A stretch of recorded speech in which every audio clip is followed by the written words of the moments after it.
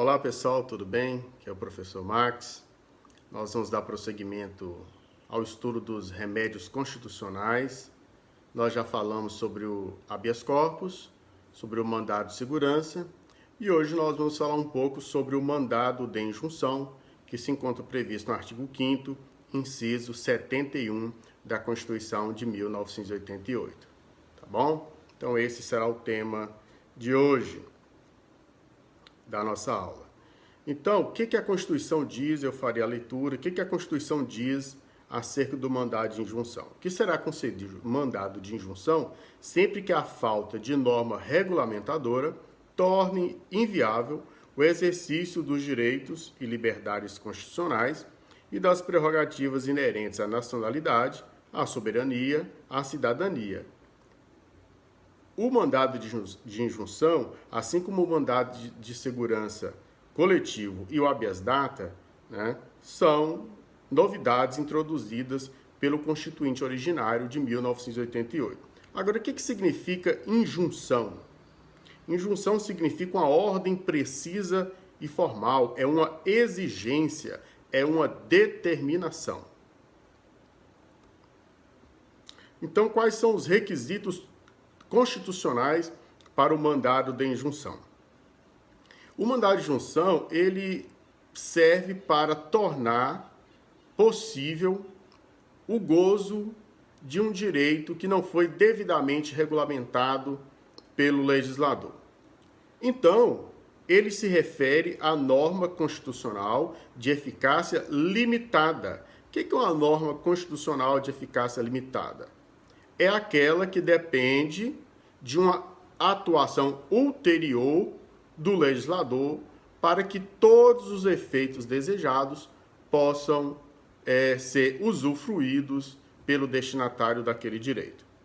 Então, o mandado de injunção, ele vai se referir a uma norma constitucional de eficácia limitada que prescreve direitos, liberdades constitucionais e prerrogativas inerentes à nacionalidade, à soberania e à cidadania. Então, guarde bem isso. O mandado de injunção se refere à norma constitucional de eficácia limitada. Esse é o primeiro requisito. Qual é o segundo requisito? É que a falta dessa norma regulamentadora torne inviável o exercício desse direito.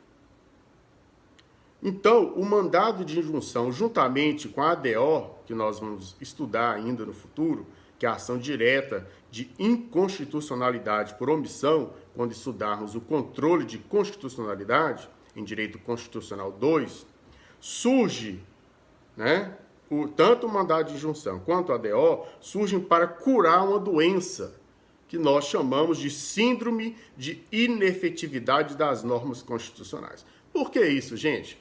Porque o Constituinte originário, ele manifestou uma vontade soberana na Constituição de 1988. Então, a inércia do Constituinte infraconstitucional não pode se sobrepor à vontade do Constituinte originário. Daí que nós temos esses remédios para curar essa síndrome de inefetividade das normas constitucionais. Legitimidade ativa e passiva. Quem poderá ajuizar e contra quem nós vamos ajuizar o mandado de injunção? Qualquer pessoa poderá impetrar o mandado de injunção, quando a falta da norma regulamentadora estiver inviabilizando o gozo de direitos, liberdades e prerrogativas inerentes à nacionalidade, à cidadania e à soberania. O Supremo Tribunal Federal admitiu o ajuizamento de mandado de injunção coletivo, sendo legitimados por analogia aquelas mesmas pessoas, aqueles mesmos legitimados, as mesmas entidades do mandado de injunção coletivo. Cumpre observar que no mandado de injunção 725, o STF admitiu a legitimidade ativa de pessoa jurídica, superando o entendimento anterior do próprio Supremo de que não seria possível pessoa jurídica ajuizar o mandado de injunção. No polo passivo da ação, é outro destaque, somente pessoa estatal poderá ser demandada. E por quê? Porque uma pessoa privada, uma pessoa jurídica de direito privado ou um particular, não tem poder de regulamentar direitos previstos na Constituição.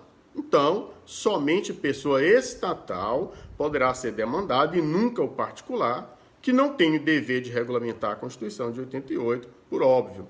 Então, somente os entes estatais é que devem regulamentar as normas constitucionais de eficácia limitada, como, por exemplo, o Congresso Nacional.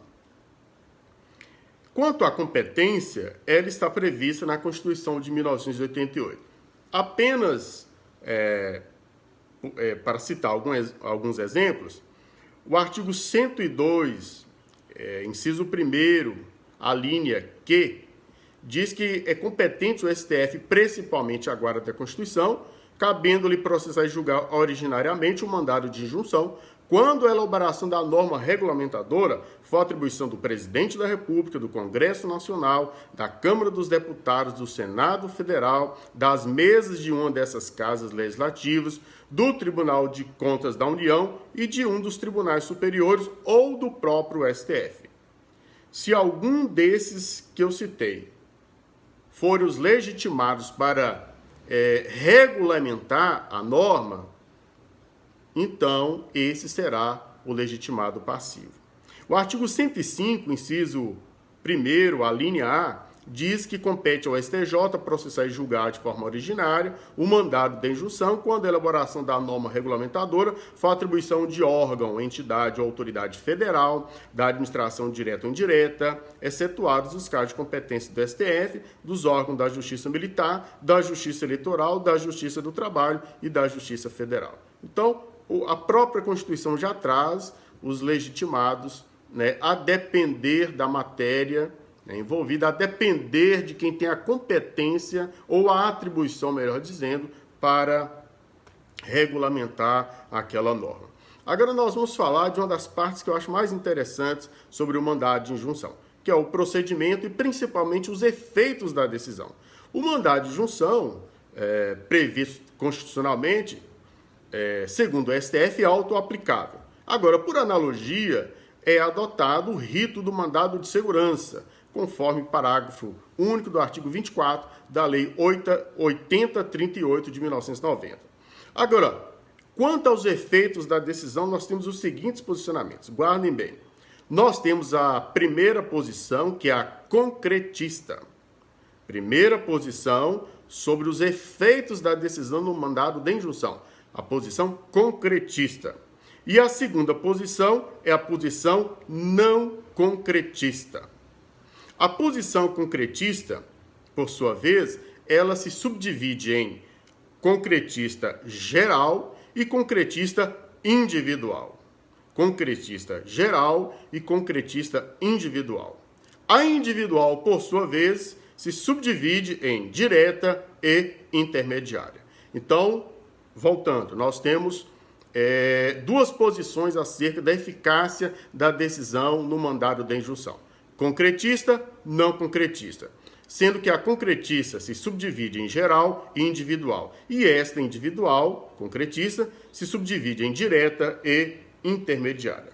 O que significa cada uma dessas? É o que nós vamos analisar. A posição concretista geral significa que o STF ele vai legislar no caso concreto. Se o legislativo não atuou exercendo a sua função para regulamentar aquele direito, o STF, na sua decisão, ele vai acabar por legislar no caso concreto e aquela decisão vai produzir efeitos erga omnes, ou seja, para todos, de forma geral, até que o legislativo resolva legislar em relação àquela matéria. Então, essa é a posição concretista geral, ou seja, há efeitos concretos na vida da sociedade. As pessoas vão poder usufruir aquele direito porque o STF, no caso concreto, diante da inércia do legislativo, ele vai legislar e aquela decisão vai valer para todos que poderão usufruir aquele direito. Nós temos a posição concretista individual direta. Por meio da decisão do Supremo, implementando o direito, valerá somente para o autor do mandado de injunção diretamente. Então, aquela decisão vai produzir efeitos concretos, mas somente para aquela pessoa que ajuizou a ação. Então, não haverá aqui o efeito erga omnes, né? Mas apenas um efeito individual para aquela pessoa que ajuizou a ação. A posição concretista individual intermediária. Julgando procedente o mandado de injunção, o judiciário vai fixar um prazo para que o legislativo elabore a norma regulamentadora. Fim do prazo, aquele prazo acaba, e se o legislativo não legislar, permanecendo inerte, o autor da ação passa a ter assegurado o seu direito. O que é interessante nessa posição? É que o Poder Judiciário acabaria por respeitar, de certa forma, dando um prazo para que o Legislativo legisle, para só depois ele decidir de forma concreta. Mas também tem uma crítica. O Legislativo já teve todo o tempo e não legislou, tá? Por isso que a pessoa ajuizou o mandado de injunção. Então, essa é a posição concretista individual intermediária. E, finalmente, nós temos a posição não concretista, que é intuitivo, ela não vai produzir efeitos concretos. Essa decisão apenas decreta a mora do poder omisso, reconhecendo-se formalmente a sua inércia. E aí você poderá, a partir desse marco da inércia, buscar, eventualmente, uma responsabilização daquele poder, o que não se sabe se terá êxito. Mas qual é a posição que prevalece atualmente no Supremo Tribunal Federal? É a posição concretista geral, ou seja, a decisão tem efeitos concretos e vale para todos, tem efeito erga omnes, que particularmente acho um posicionamento bem interessante. O STF ele já manifestou esse entendimento no mandado de injunção 708 do Distrito Federal, acerca do direito de greve no serviço público. Conforme nós sabemos, até hoje não há uma lei específica sobre o exercício do direito de greve no serviço público.